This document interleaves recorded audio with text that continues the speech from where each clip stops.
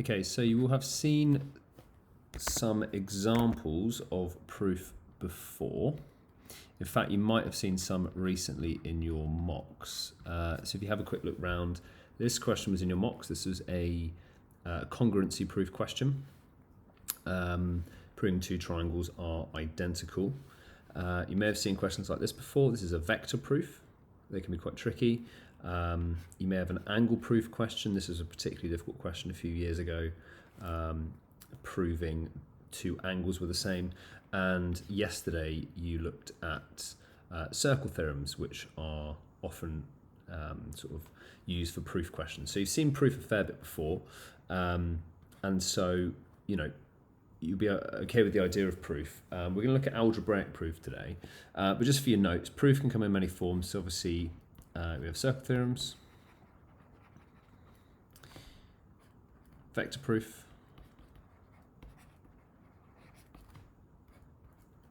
angle proof. You've been doing angle proof probably since about year 8, I expect, maybe even year 7, proving an angle is a certain angle using reasoning. And the last one, congruency, the idea of proving two things are identical. So for all of these, what you have to do is you basically just use your knowledge. So use what you know about the question, and you must show your steps and sort of give reasons every step of the way. So this is proof you've seen before. What we're going to look at now is algebraic proof, which is perhaps a little bit different. So I'll just put a pen there.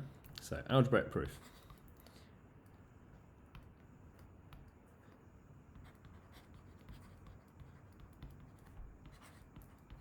Now, the whole point of algebraic proof is we need to follow a certain sort of set of definitions. And if we start off, if we just consider a number, so if we have a number which we're going to call n. Now, n is an integer. So it's a whole number and it's a real number. So there's no decimals, there's no it can't be complex, it can't be anything strange like that. It's just an integer. It can be negative, but it's just a nice simple number. Now what we can think about is if we have n, this can be any number. So if I was to draw a sort of number line, I could have n here, and I could go, right, the next number is going to be n plus 1. The next number is going to be n plus 2, n plus 3, etc., etc., etc. And, to put an example down, let's say that n initially equaled 5, then this would go 5, 6, 7, 8. And we can see as we go along, we go, in this sequence, we go odd, even, odd, even. And we'll keep going odd and even onwards. Okay, so n can be anything, so it's not particularly useful, this list, because if n was a different number, say for example n was 4, then this list would go 4, 5, 6, 7, which gives me even, odd, even, odd. Okay, so this list here I've written is pretty useless. So instead what might be better is if I start with 2n. If I have 2n, or indeed have 4n or 6n, I know that this is an even number.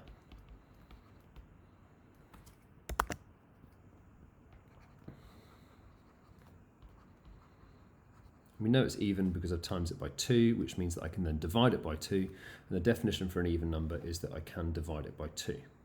So if 2n is an even number, and I do another list of numbers, then I go 2n plus 1, 2n plus 2, 2n plus 3.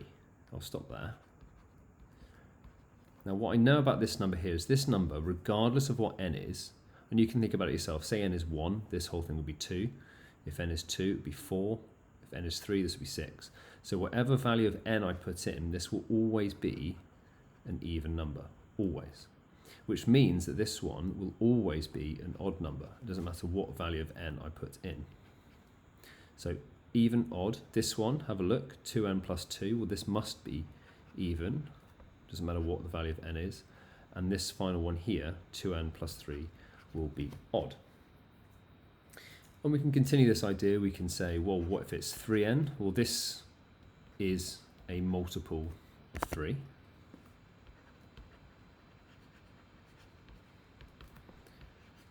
And hopefully you can see this doesn't help an awful lot because the 3 times table goes, well, it's got odds and evens in it.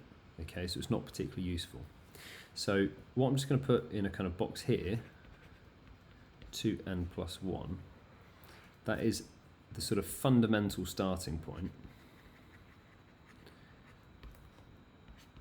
for proof.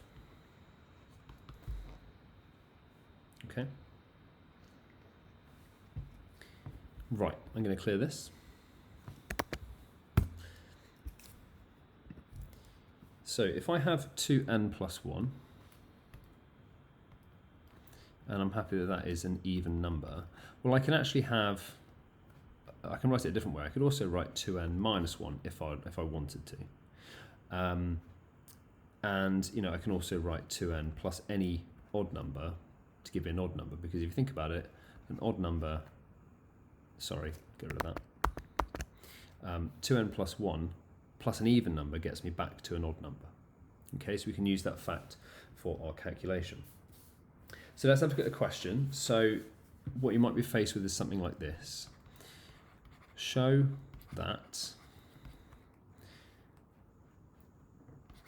the sum of 2 consecutive numbers is odd. So we can choose any consecutive numbers here. So for this one, what I could do is I could say, right, let's go for, I don't know, 2n plus 1 as my first number.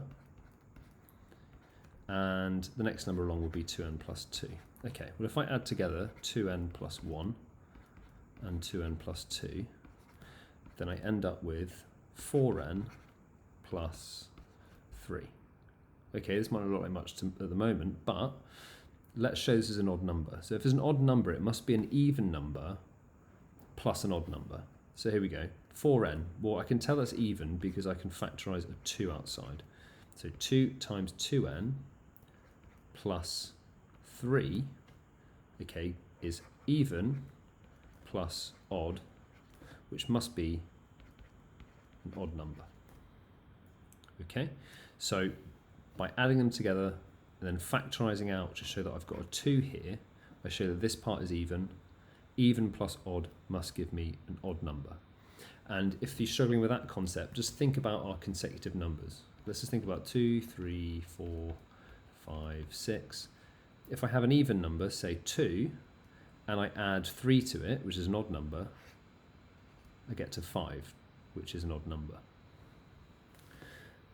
Okay. Another example.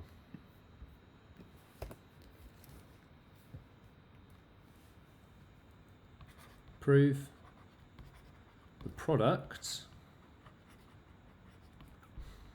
of 2 consecutive even numbers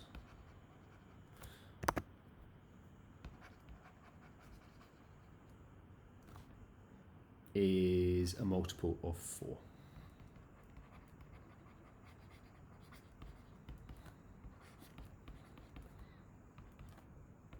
Okay, so 2 consecutive even numbers. Well, let's start with an even number. So we know that our first even number is 2n.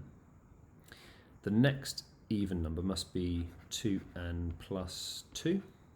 Okay, in between we'll have the odd number of 2n plus 1. Okay, so the product of these. If the product means times, so I'm going to do 2n times by 2n plus 2. Now this gives me 4n squared plus 4n. Okay, so prove it's a multiple of 4.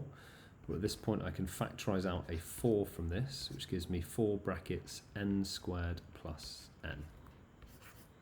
So the fact that I've times everything in the bracket by 4 shows that it must be a multiple of 4. Okay. Last example. Feel free to pause this video if you need to, or go back if you just want to get the notes down. So, last one. Prove the difference of the squares of 2 consecutive odd numbers is a multiple of 8. Okay, this is quite difficult to unpack. So the difference means subtract one from the other. Squares means multiply by themselves, and then 2 consecutive odd numbers. So let's find our first odd number, that's 2n plus 1. Our next consecutive odd number is going to be 2n plus 3, although you could choose whichever one you want. This one's even, so we don't want it. So the difference of the squares, so I need to square both numbers. So if I do 2n plus 1 squared, and I do 2n plus 3 squared, 2n plus 1 squared is 4n squared plus 4n plus 1. 2n plus 3 squared is 4n squared plus 12n plus 9. Okay, I've done that quickly, but use a box method or use a FOIL method to expand those properly. Finally, the difference of the squares. So I'm going to take one from the other. It would make sense to take the smaller one away from the bigger one. So if I do 4n squared plus 12n plus 9, and I subtract 4n squared plus 4n plus 1,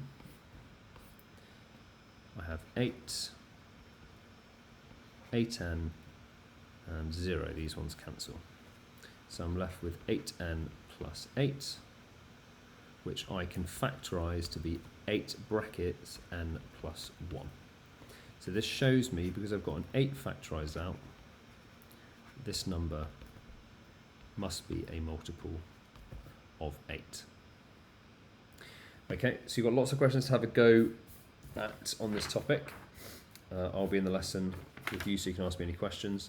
If you want to go back through any of that, please ask the teacher in the room to do so. Yeah, have fun.